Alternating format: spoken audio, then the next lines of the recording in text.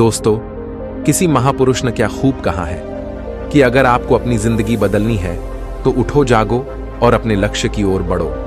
दोस्तों, हम सब चाहते हैं कि मैं एक प्रभावशाली व्यक्ति बनूं, लोग मुझसे बातें करें, मुझसे सलाह लें। जिन लोगों से हम प्यार करते हैं वो हमारी ओर आकर्षित हो और लोग हमें अटेंशन दें। पर क्या हम सिर्फ सोचने मात्र से ही प्रभावशाली व्यक्ति बन सकते हैं? बिल्कुल नहीं। इसलिए इस वीडियो में आपको 7 ऐसी आदतें बताई जाएगी जिनमें से अगर आप कुछ आदतें भी अपनाते हो तो आप अपने आप को बहुत हद तक बदल पाओगे और लोग आपको अटेंशन देंगे और आप एक प्रभावशाली व्यक्ति बनने की राह पर अग्रसर होंगे। नमस्कार दोस्तों, स्वागत है आपका हमारे YouTube चैनल ट्रू लाइन पर। आइए वीडियो शुरू करते हैं।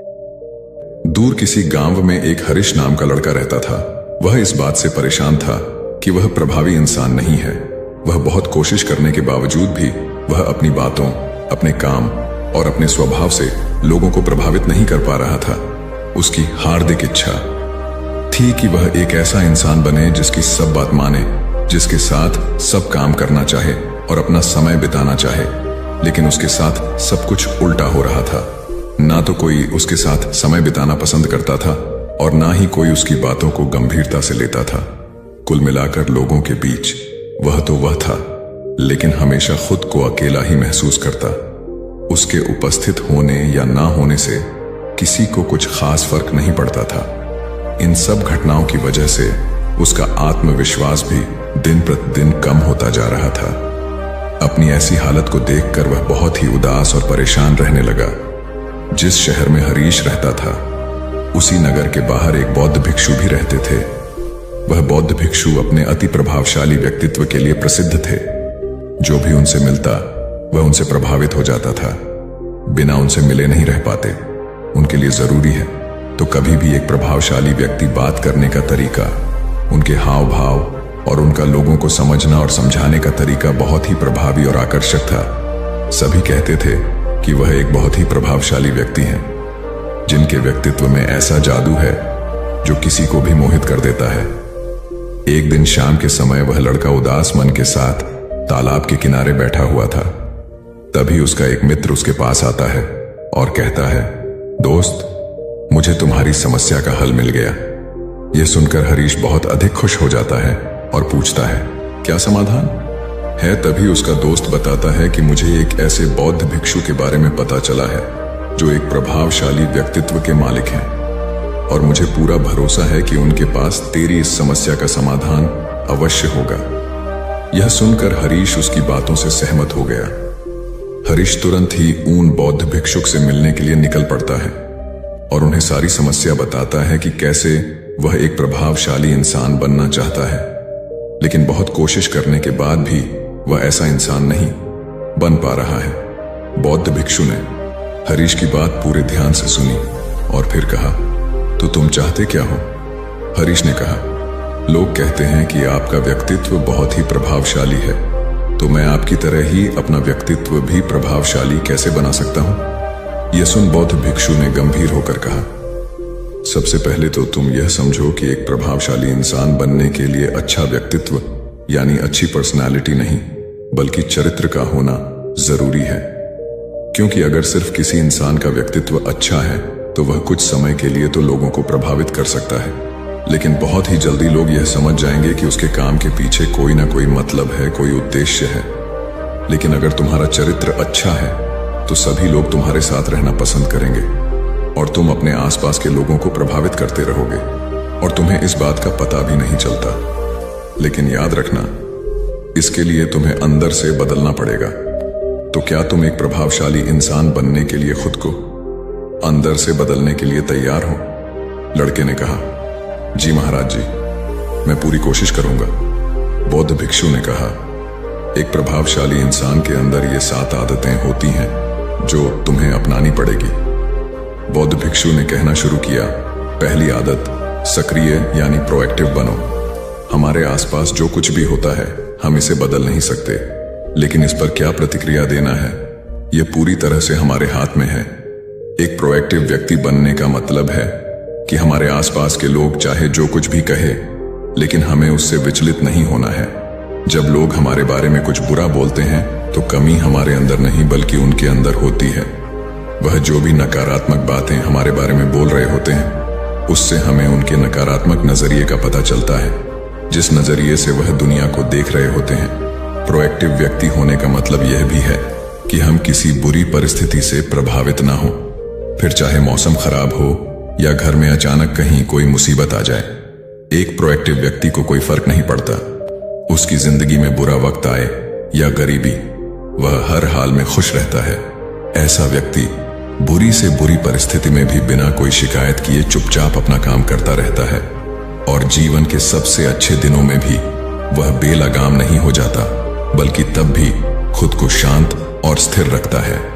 प्रोएक्टिव व्यक्ति का उल्टा होता है प्रतिक्रियाशील व्यक्ति। ऐसा व्यक्ति अपने आसपास के माहौल से बहुत जल्दी प्रभावित हो जाया जाता है।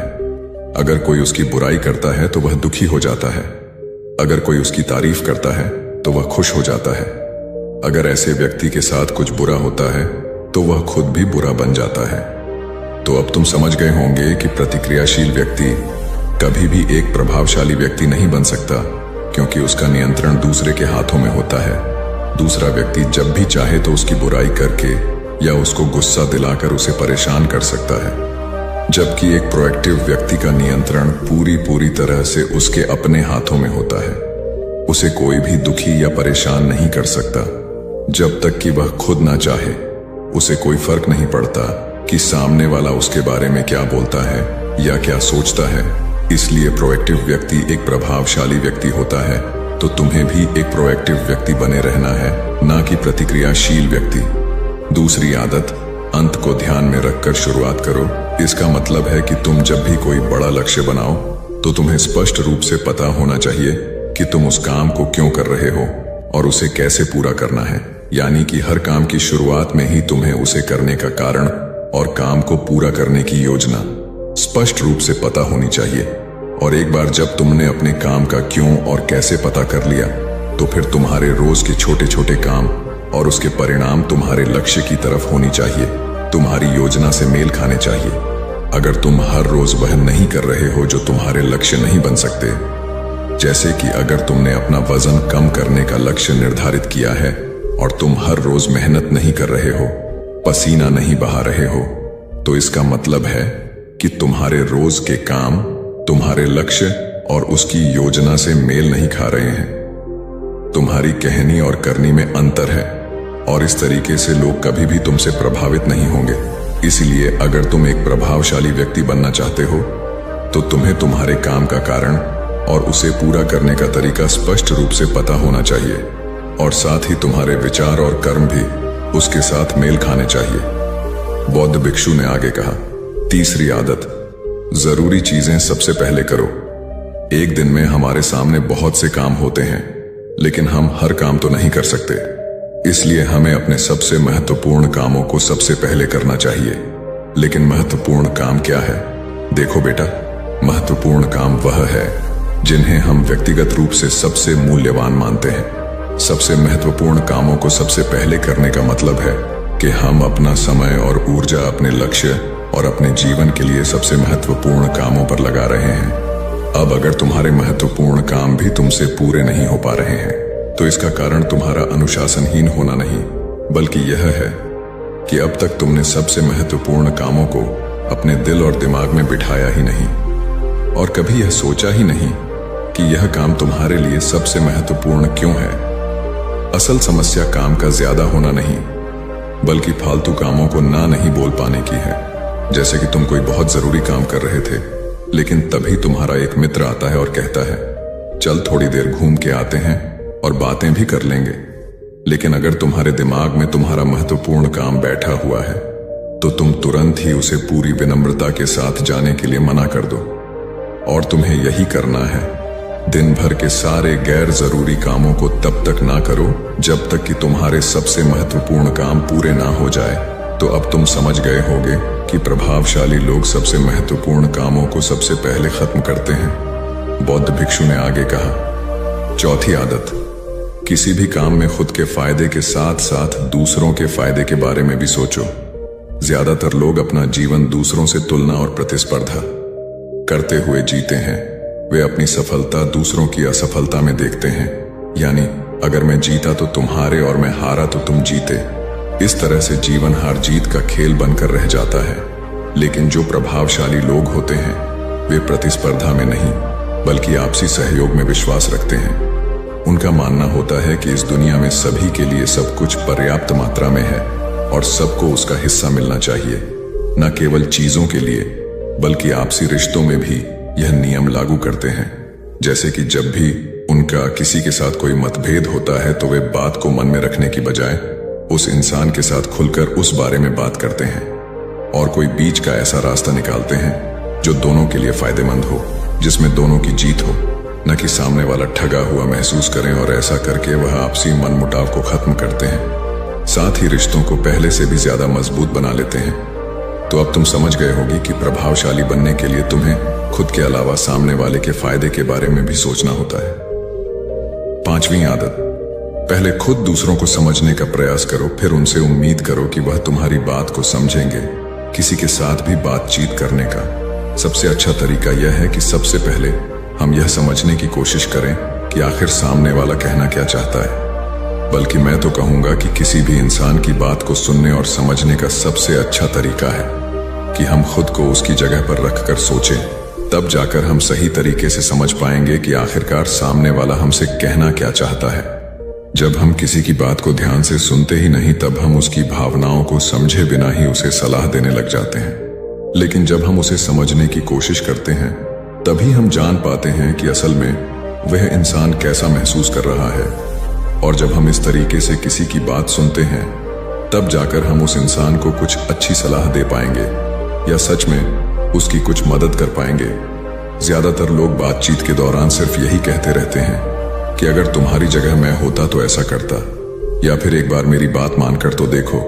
लेकिन वह कभी भी यह समझने का प्रयास नहीं करते कि सामने वाला व्यक्ति क्या कर रहा है, और इसका परिणाम यह होता है कि सामने वाला उन पर कभी भरोसा नहीं करता और फिर ना ही कभी अपनी समस्याएं उनके पास लेकर आता है। इसलिए अगर तुम सच में किसी की मदद करना चाहते हो तो सबसे पहले उन्हें समझने का प्रयास करो। ऐसा करके तुम उनका विश्वास जीत पाओगे और उन्हें इस बात का भरोसा हो जाएगा कि तुम्हारे काम के पीछे किसी भी प्रकार का कोई लाभ या उद्देश्य नहीं है। तुम तो बस उनकी मदद करना चाहते हो और फिर इस तरीके से वह भी तुम्हें समझना शुरू कर देंगे। और यही है प्रभावशाली इंसान बनने का 5वां नियम, बौद्ध भिक्षु ने आगे कहा। 6ठा नियम, प्रभावशाली लोग आपसी तालमेल और सहयोग के साथ काम करते हैं। वह लोग जो दूसरों को प्रभावित करते हैं इस बात को अच्छे से समझते हैं कि 2 दिमाग हमेशा ही एक दिमाग से बेहतर होते हैं। इसलिए वह एक दूसरे का सहयोग करके किसी भी समस्या का समाधान निकालने की कोशिश करते हैं। लेकिन इंसानी स्वभाव के कारण आपसे तालमेल बैठाना इतना आसान नहीं होता, क्योंकि सबके अनुभव और दुनिया को देखने का दृष्टिकोण अलग अलग होता है और प्रभावशाली लोग इस बात को भी समझते हैं। इसीलिए वह एक दूसरे के विचार और दृष्टिकोण को समझने और स्वीकारने का प्रयास करते हैं और आपसी मतभेद को भुलाकर साथ काम करते हैं, क्योंकि वह समझते हैं कि हर इंसान का अपना अनुभव, सोच और विशेषताएं होती हैं। जब अलग अलग खूबियों, अनुभवों और सोच वाले इंसान एक साथ मिलकर काम करते हैं तो उस काम का परिणाम एक इंसान की तुलना में कहीं ज्यादा अच्छा और नया होता है। इसलिए प्रभावशाली लोग अलग अलग सोच रखने वाले लोगों के साथ मिलजुल कर काम करना पसंद करते हैं ताकि वे नई चीजें सीख सकें और कुछ नया और सबसे अलग अनुभव पा सके। बौद्ध भिक्षु ने आगे कहा कि प्रभावशाली लोग अंतिम मदद के लिए खुद को शारीरिक, मानसिक, भावनात्मक और आध्यात्मिक रूप से तरोताजा रखने के लिए रोज कुछ न कुछ करते हैं। प्रभावशाली लोग इस बात को अच्छे से समझते हैं कि अगर उनके जीवन में कोई सबसे महत्वपूर्ण चीज है तो वह है उनका शरीर और उनका दिमाग, और वह इसे मजबूत और ताजगी से रखने के लिए रोज कुछ नया सीखते और करते हैं। अपने शरीर को मजबूत और स्वस्थ रखने के लिए वे हर रोज कोई ना कोई शारीरिक गतिविधि करते हैं, जैसे कि कसरत या योग अभ्यास करके। अपने दिमाग को नई जानकारी से भरने के लिए वे रोज कुछ नया सीखते हैं या पढ़ते रहते हैं। इसके लिए वे किताबें पढ़ते हैं, नए लोगों से बात करते हैं या फिर नई जगहों पर घूमने जाते हैं। बहुत सारे लोग प्रभावशाली इसलिए होते हैं क्योंकि वे जीवन भर कुछ ना कुछ सीखते रहते हैं, खुद को नई जानकारी देते रहते हैं और भावनात्मक रूप से खुद को ताजगी से रखने के लिए यह लोग ध्यान या एकांत का सहारा लेते हैं।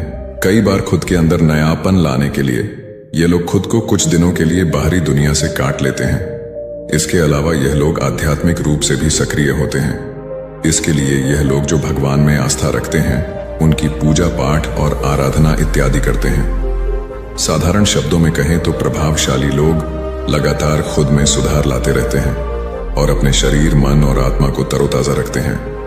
और अगर गौर से देखा जाए तो ये सारी आदतों में से यह 7वीं आदत सबसे ज्यादा जरूरी और प्रभावी है, क्योंकि इसके बिना बाकी की 6 आदतें उतनी प्रभावी नहीं रह जाएंगी जितनी उन्हें होनी चाहिए। और कोई भी इंसान कितना भी प्रभावशाली क्यों ना हो, लेकिन अगर वह खुद को शारीरिक, मानसिक, भावनात्मक और आध्यात्मिक रूप से तरोताजा नहीं रखता तो धीरे धीरे उसका प्रभाव कम होना शुरू हो जाएगा। तो यह थी एक प्रभावशाली इंसान बनने की 7 आदतें जिन्हें अपनाकर कोई भी इंसान प्रभावशाली बन सकता है। बौद्ध भिक्षु की यह सारी बातें सुनने के बाद अब उस लड़के को भी यह भरोसा हो गया था कि इन 7 आदतों को अपनाने के बाद वह भी एक प्रभावशाली इंसान बन सकता है। इसके लिए उसने उन बौद्ध भिक्षु को धन्यवाद किया और खुशी खुशी अपने मित्र के साथ वहां से चला गया। तो दोस्तों, उम्मीद है इस वीडियो से आपको काफी कुछ सीखने को मिला होगा, और अगर कुछ सीखने को मिला हो तो हमारे इस वीडियो को लाइक, शेयर और साथ ही कमेंट में नमो बुद्धाय जरूर लिखिएगा। धन्यवाद। दोस्तों, एक बार एक गुरु और एक शिष्य एक सुनसान जंगल से गुजर रहे थे।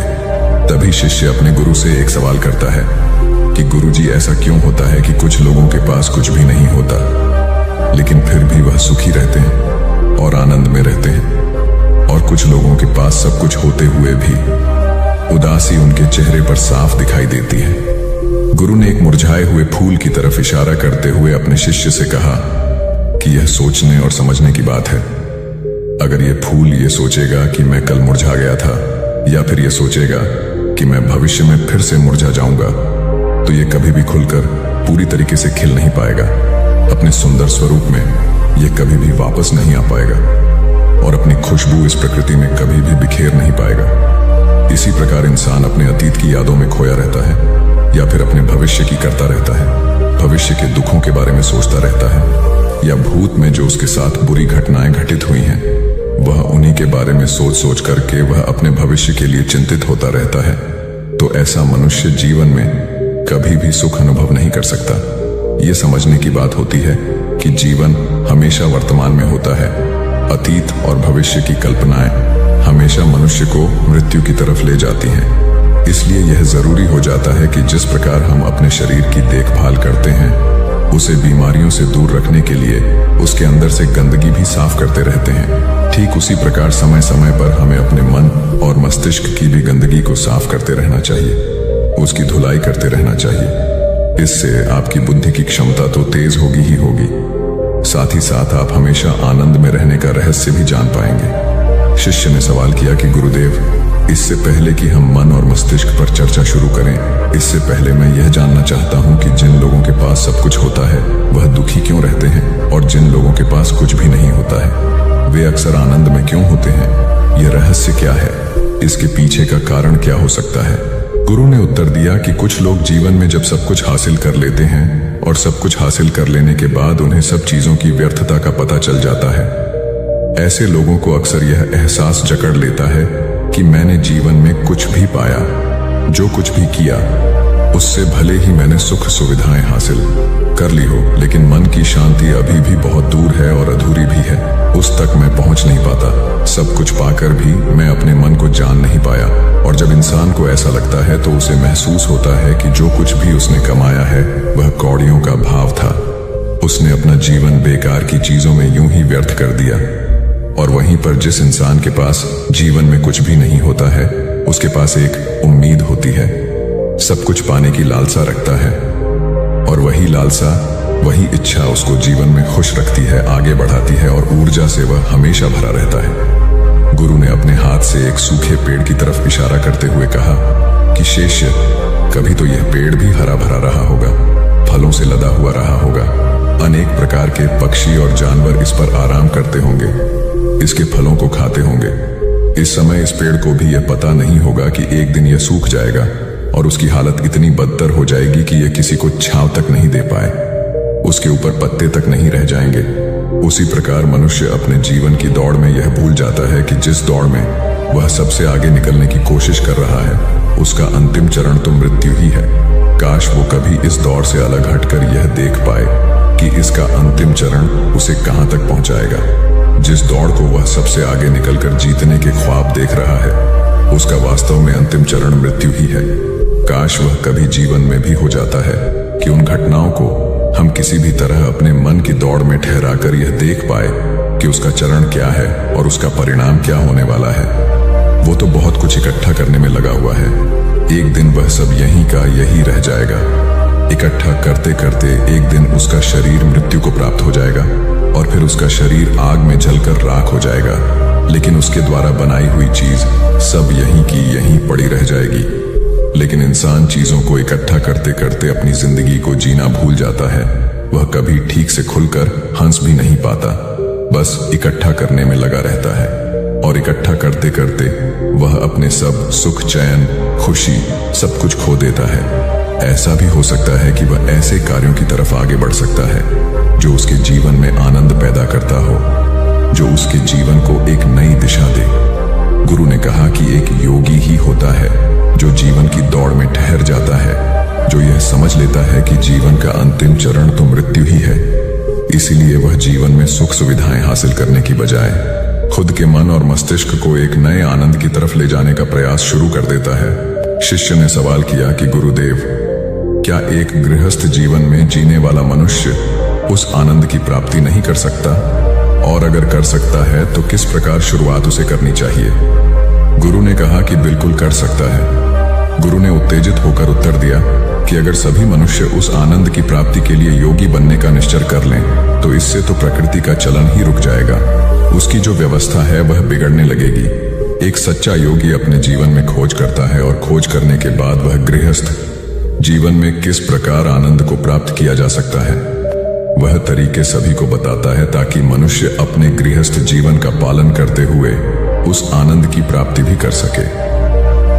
गुरु ने उस युवक को संबोधित करते हुए उत्तर दिया कि मैंने अपने जीवन में जो खोज की है उसके अनुसार मनुष्य को समय समय पर अपने मन और मस्तिष्क की सफाई करते रहना चाहिए। मनुष्य अपने शरीर पर तो ध्यान दे देता है, लेकिन अपने मन और मस्तिष्क को वह भूल जाता है, उस पर कभी वह ध्यान ही नहीं देता और उसी वजह से मन और मस्तिष्क उसके बूढ़े होते चले जाते हैं। उसमें जवानी रह ही नहीं जाती और जब उनमें जवानी नहीं रह जाती तो वे नयापन और ताजगी नहीं रह जाती, जिसकी वजह से एक इंसान उदासी से भर जाता है। मन और मस्तिष्क की गंदगी क्या होती है? पहले मैं तुम्हें यह बताता हूं। हर मनुष्य के जीवन में कुछ ऐसी घटनाएं घटती हैं जिनका उसके मन और मस्तिष्क पर बहुत ही गहरा असर डालती है। वह जीवन पर्यंत उन घटनाओं को भुला भी नहीं पाता और वही घटनाएं उसके मन में पूरी तरह से पक्की बैठ जाती हैं, जो उसके मन में गांठ बना लेती हैं और भविष्य में जब भी वह कोई काम करता है तो यह घटनाएं उसको प्रभावित करती हैं। उसके विचारों को, उसके निर्णय को पूरी तरह से यह घटनाएं बदल कर रख देती हैं। ऐसे मनुष्य की दृष्टि भी भ्रमित हो जाती है, वह सत्य स्वरूप को देख ही नहीं पाता। वह उन चीजों को उन घटनाओं से जोड़कर भ्रमित तरीके से देखता रहता है। उदाहरण के लिए, अगर किसी बुरी आंखें वाले आदमी ने आपको धोखा दे दिया है तो आप जीवन पर्यंत बुरी आंखें वाले आदमी को हमेशा धोखेबाज ही समझते रहेंगे। उस पर कभी पूर्ण रूप से आप विश्वास ही नहीं कर पाएंगे। लेकिन समझने की बात यह होती है कि जिस इंसान ने आपको धोखा दिया है वह धोखा आपको बुरी आंखों से नहीं मिला, वह इंसान के स्वभाव से मिला है। लेकिन उस इंसान के स्वभाव से हमारे दिमाग में उसका एक चित्र छप गया, उसकी एक छवि बन गई और वह छवि दूसरे आदमी से जब हम संपर्क करते हैं तो बीच में एक दीवार की तरह खड़ी हो जाती है और इसी वजह से दो लोगों के बीच गहरे संबंध स्थापित नहीं हो पाते। तो मनुष्य के लिए सबसे जरूरी यही होता है कि वह अपने आप को अतीत की घटनाओं से मुक्त रखे। उन घटनाओं से प्रभावित होकर वह दिमाग में किसी तरह की छवि न बनाए। कुछ लोग इस बात पर यह सवाल खड़ा कर सकते हैं कि फिर जीवन के अनुभव किस काम में आएंगे, लेकिन समझने की बात तो यह होती है कि हम जीवन के अनुभवों को भी भ्रमित तरीके से जान लेते हैं, सही तरीके से उनसे सीख ही नहीं पाते। शिष्य अपने गुरु की बातों में इतना खो गया कि उसे चलते चलते जंगल के रास्ते में पड़े हुए कांटे दिखाई नहीं दिए और अचानक उसके पैर में कांटा चुभ गया। गुरु ने उसका कांटा बाहर निकालते हुए उससे पूछा, ये कांटा तुम्हारे पैर में क्यों लगा? इसके पीछे तुम किसे जिम्मेवार मानते हो? गुरु ने कहा कि तुम मुझे भी जिम्मेवार मान सकते हो, क्योंकि मैं तुम्हें ये बातें सुना रहा था। या तुम खुद को भी जिम्मेदार मान सकते हो कि तुम मेरी बातों में इतना खो गए कि तुम्हारा रास्ते पर से ध्यान ही नहीं रहा। या तुम इन पेड़ों को भी जिम्मेवार मान सकते हो जिन्होंने यह कांटे इस रास्ते पर बिछा दिए। तभी शिष्य ने उत्तर दिया कि गुरुदेव, इसमें मैं खुद को ही जिम्मेदार मानता हूं, क्योंकि आप तो अपना काम कर रहे थे और इस पेड़ ने भी अपना काम किया, पर मैं अपना काम होशपूर्वक नहीं कर पाया। अगर मैं चलते समय ध्यान लगाए रहता, अगर मैं आपकी बातों में पूरी तरह से नहीं खो जाता, तो मुझे ये कांटा कभी नहीं लगता। इसमें पूरी तरह से ही मेरी गलती है। गुरु ने शाबाशी से अपने शिष्य की पीठ को थपथपाया और आगे कहा कि जो घटनाएं हमारे मन को प्रभावित करती हैं, जरूर उसे बाहर निकाल दें। और उसके लिए सबसे सरल तरीका है कि अपनी भावनाओं को व्यक्त करना सीखो। उसे अपने दिल में, अपने मस्तिष्क में बैठाकर मत रखो। जब तुम किसी दूसरे मनुष्य के सामने अपनी भावनाओं को व्यक्त कर देते हो, तो तुम्हारे मन का बोझ हल्का हो जाता है। कुछ लोगों का स्वभाव ऐसा होता है कि वह अपने मन की बात किसी को नहीं बताते। ऐसे लोग अक्सर अंदर ही अंदर दुखी होते रहते हैं, लेकिन वह अपने मन की बात किसी दूसरे आदमी को कभी नहीं बताते। उसके कुछ उल्टे ऐसे लोग भी होते हैं जो अपने मन में किसी भी बात को रख नहीं पाते।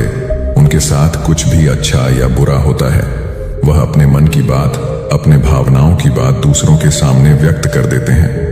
और तुमने खुद महसूस किया होगा कि जो लोग अपने मन की भावनाओं को व्यक्त कर देते हैं, वह जीवन में ज्यादा आनंदित रहते हैं। कभी भी प्राकृतिक रूप से आए हुए भावनाओं को नहीं रोकना चाहिए। यह हमें किसी भी भावना को दबाना नहीं चाहिए। अगर हम किसी भी भावना को रोकने की कोशिश करते हैं, तो वे हमें अंदर ही अंदर खाने लग जाती हैं। गुरु ने आगे कहा कि शिष्य, अगर तुम्हारा मन किसी बुरी घटना पर रोने को हो रहा है, तो चीख चीख कर रो लो, अपने आप को रोको मत। उस भावना को पूरी तरह से बाहर आने दो।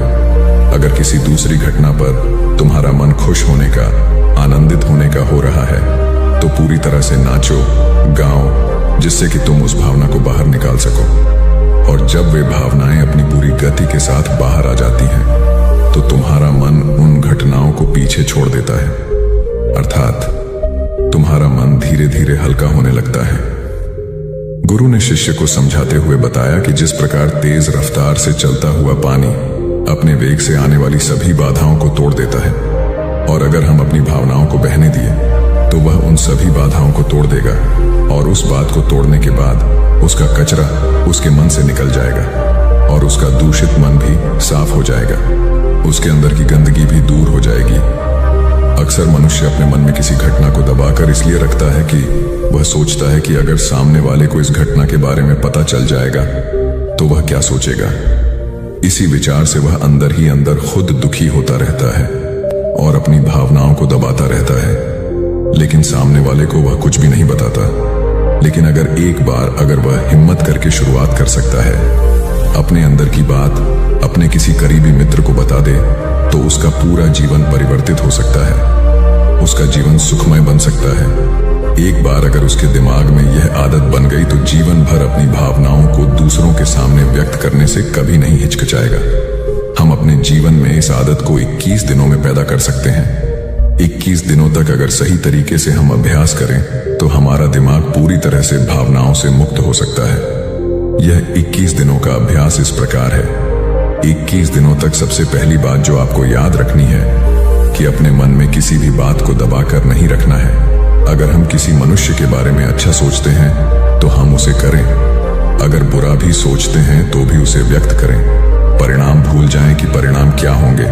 सिर्फ अपने दिमाग की धुलाई करने पर विश्वास रखें। इससे आपके दिमाग में एक अद्भुत साहस पैदा होगा। गुरु ने आगे कहा कि शिष्य, जब आप किसी मनुष्य के बारे में वह सब बता पाएंगे जो आप उसके बारे में सोचते हैं, तो आप खुद सोचिए कि आपका खुद के ऊपर कितना विश्वास बढ़ जाएगा। आपके मन के सारे दोष खत्म हो जाएंगे। हो सकता है कि इसमें आपको चुनौतियों का सामना करना पड़े, लेकिन जहां चुनौतियां नहीं होती हैं, वहीं कुछ अभ्यास भी नहीं होता है। अभ्यास हमेशा चुनौतियों से भरा होना चाहिए। इससे आप सत्य वचन बोलने का अभ्यास भी कर पाएंगे। अक्सर हम दूसरों को प्रभावित करने के लिए वह सब बोलते रहते हैं जो उन्हें अच्छा लगता हो, लेकिन वह नहीं बोलते जो हम उनके बारे में सचमुच सोचते हैं।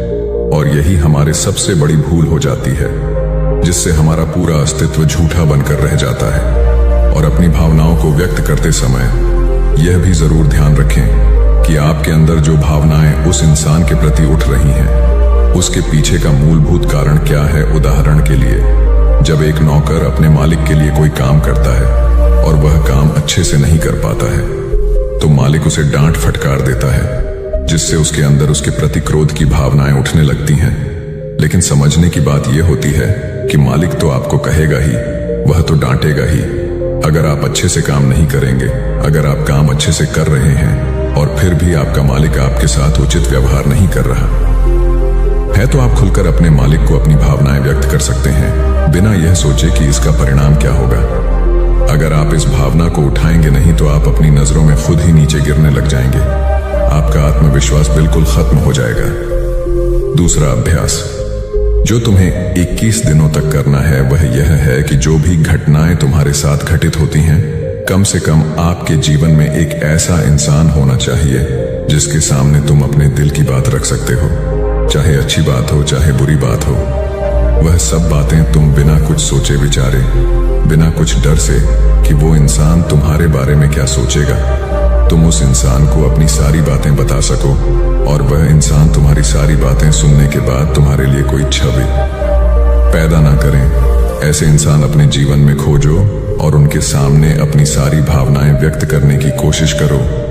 दिन में जो कुछ भी घटित होता है, अच्छा लगता है या बुरा होता है, किसी के प्रति आकर्षण होता है, उसको एक दोस्त की तरह बताने का प्रयास करें। इससे यह पता चल जाएगा कि तुम्हारा मन घटनाओं के प्रति किस प्रकार की भावनाएं पैदा करता है।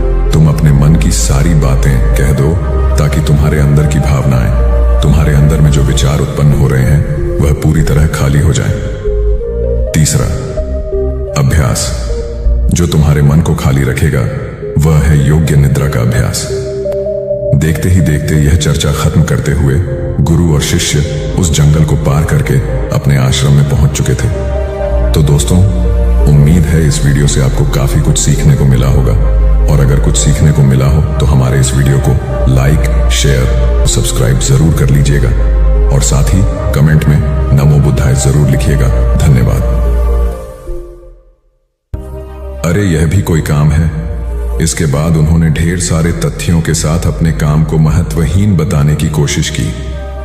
उन्होंने यह भी कहा कि इस समय जो काम मेरे जिम्मे है, उसके आधार पर दूसरे संस्थान में नौकरी भी नहीं मिलेगी। इस बात को मुकेश के रिपोर्टिंग मैनेजर मिस्टर कुमार को बताया गया। वह सुलझे हुए इंसान हैं। उन्होंने तरीके से मुकेश को समझाया कि उनका काम कैसे महत्वपूर्ण है। मिस्टर कुमार ने उनसे पूछा, मुकेश पहले अपने काम के बारे में बताइए।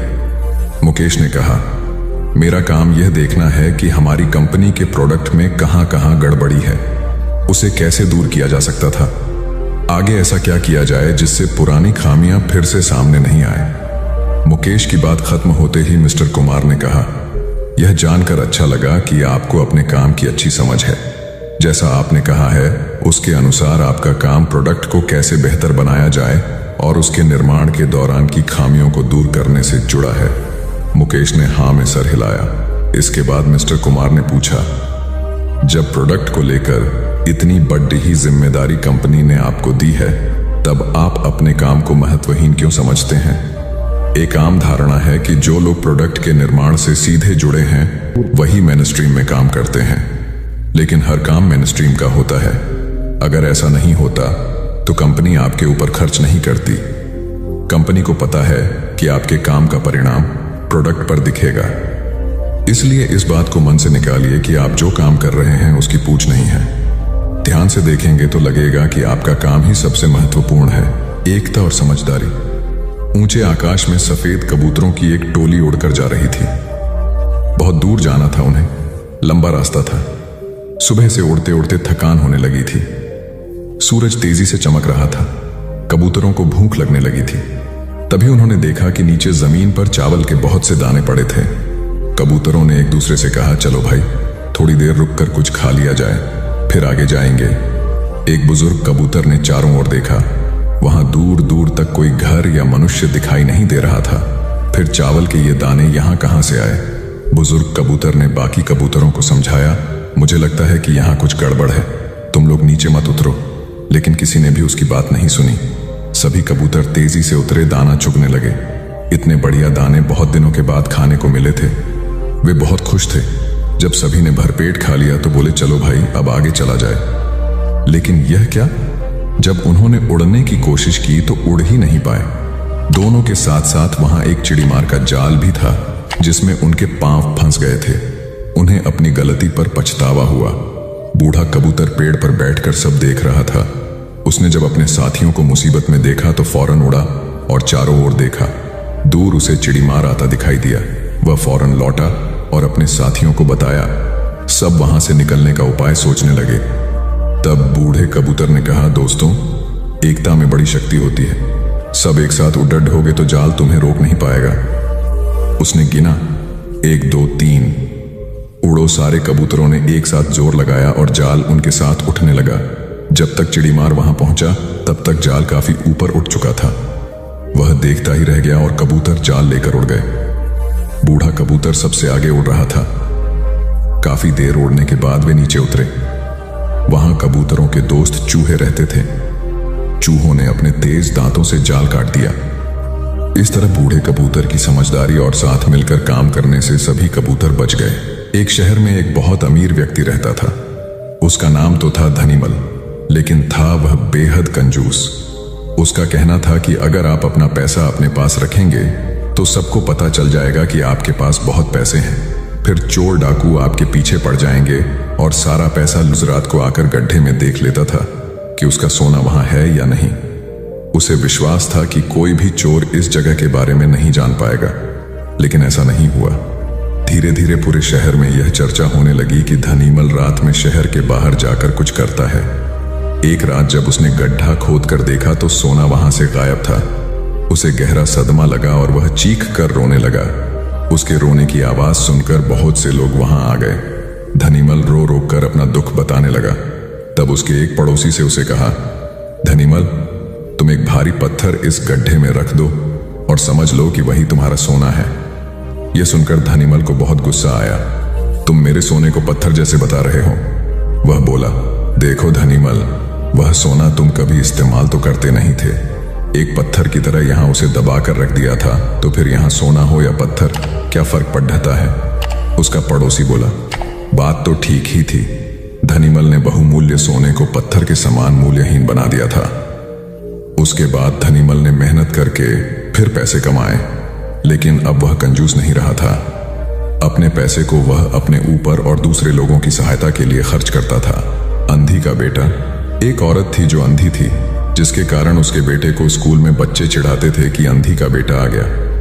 हर बात पर उसे ये शब्द सुनने को मिलता था कि अंधी का बेटा। इसलिए वो अपनी माँ से चिढ़ता था, उसे कहीं भी अपने साथ लेकर जाने में हिचकता था, उसे नापसंद करता था। उसकी माँ ने उसे पढ़ाया और उसे इस लायक बना दिया कि वो अपने पैरों पर खड़ा हो सके। लेकिन जब वो बड़ा आदमी बन गया तो अपनी माँ को छोड़ अलग रहने लगा। एक दिन एक बूढ़ी औरत उसके घर आई और गार्ड से बोली, मुझे तुम्हारे साहब से मिलना है। जब गार्ड ने अपने मालिक से बोल, तो मालिक ने कहा कि बोल दो मैं अभी घर पर नहीं हूं। गार्ड ने जब बुढ़िया से बोला कि वो अभी नहीं है तो वो वहां से चली गई। थोड़ी देर बाद जब लड़का अपनी कार से ऑफिस के लिए जा रहा होता है तो देखता है कि सामने बहुत भीड़ लगी है, और जानने के लिए कि वहां क्यों भीड़ लगी है वह वहां गया तो देखा उसकी माँ वहां मरी पड़ी थी। उसने देखा कि उसकी मुट्ठी में कुछ है।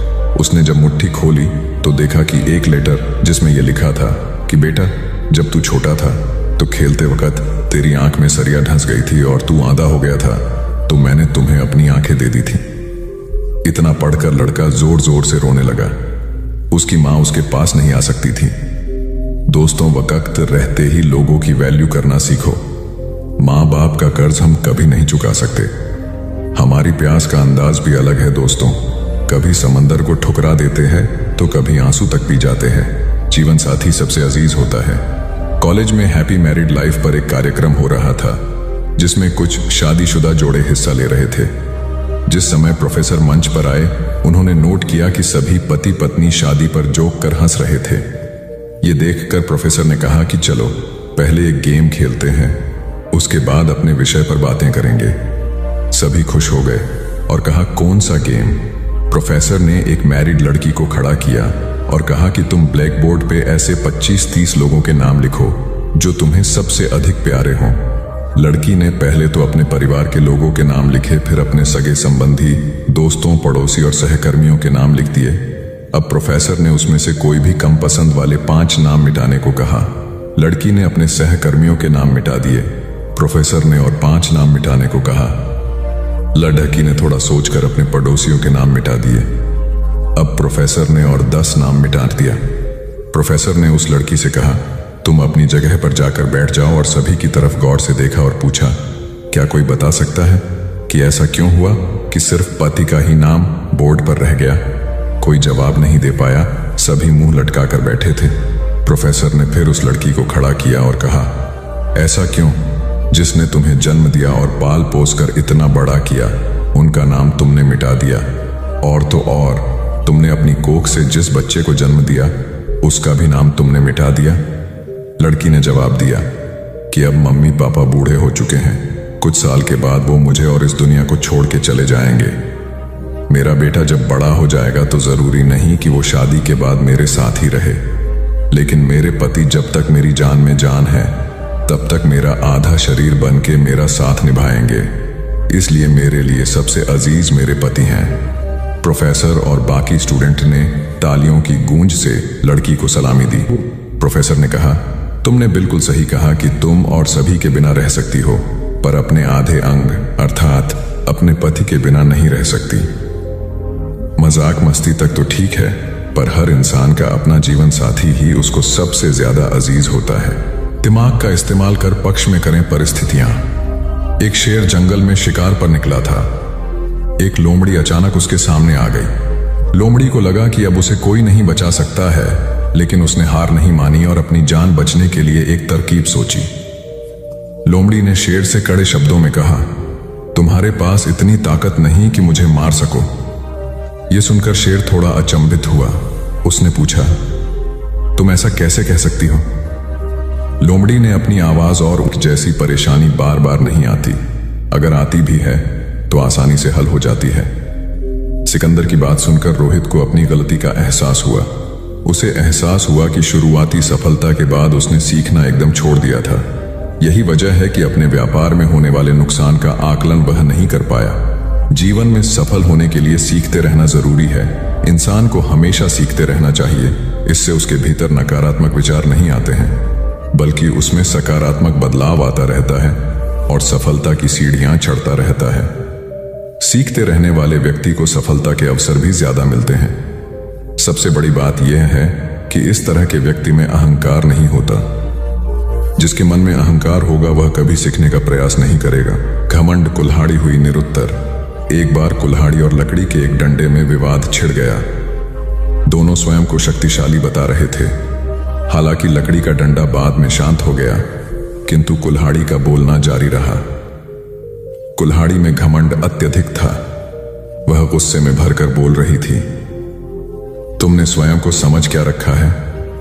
तुम्हारी शक्ति मेरे आगे पानी भरती है। मैं चाहूं तो बड़े बड़े वृक्षों को पल में काट कर गिरा दूं, धरती का सीना फाड़कर उसमें तालाब कुआं बना दूं। तुम मेरी बराबरी कर पाओगे? मेरे सामने से हट जाओ, अन्यथा तुम्हारे टुकड़े टुकड़े कर दूंगी।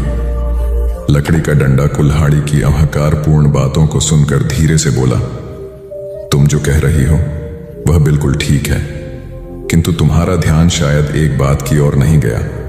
जो कुछ तुमने करने को कहा है बेशक तुम कर सकती हो, किंतु अकेले अपने दम पर नहीं कर सकती। कुल्हाड़ी ने चिढ़कर कहा, क्यों? मुझ में किस बात की कमी है? डंडा बोला, जब तक मैं तुम्हारी सहायता न करूं तुम यह सब नहीं कर सकती हो। जब तक मैं हत्या बनकर तुम में न लगाया जाऊं तब कोई किसे पकड़कर तुमसे ये सारे काम लेगा? बिना हत्थे की कुल्हाड़ी से कोई काम लेना असंभव है। कुल्हाड़ी को अपनी भूल का एहसास हुआ और उसने डंडे से क्षमा मांगी। कथा सार यह है कि दुनिया सहयोग से चलती है।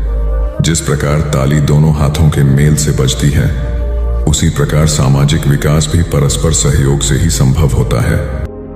उम्मीद है कि आपको यह कहानी अच्छी लगी होगी और आपने इस कहानी से कुछ सीखा होगा। अपने सुझाव हमें कमेंट बॉक्स में दीजिए और ऐसी ही ज्ञानवर्धक कहानी सुनने के लिए हमारे चैनल ट्रू लाइन को सब्सक्राइब कर लीजिए। मिलते हैं एक नई कहानी में। धन्यवाद।